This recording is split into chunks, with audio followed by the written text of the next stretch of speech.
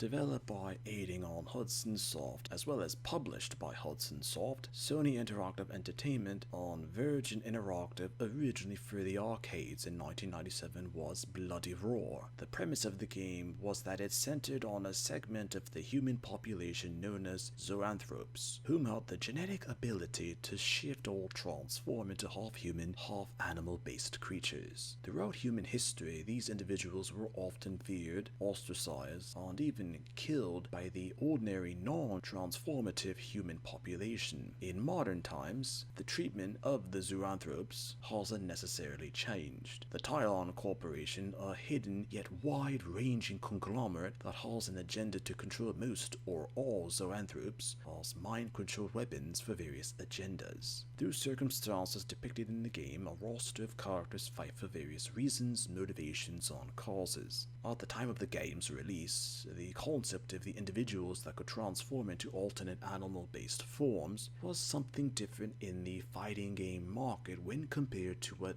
other sorts of fighting games already existed in the gaming market of the time. Critics as well as gamers were also enthralled by the visual aspects depicted in the original Bloody Roar games that pushed the limits of gaming technology, and as a result, reception to the game was positive. Sequels continuing on the plot of the original Bloody Roar were released in 1999, 2000, 2002, and 2003. Despite the Bloody Roar franchise being well known in the late 1990s and early 2000s, the quality of the games slowly declined, as criticisms for the franchise hardened that nothing was done with the premise of the zoanthropes, and the concept of the game was simply just repeating itself. Even the concept that had originally made the franchise different from other fighting games didn't necessarily age well, and the human-to-beast transformations were viewed as relics of the late 1990s or even the early 2000s, and that did not necessarily appeal to modern gamers in the following years. Even if the franchise were to be revived,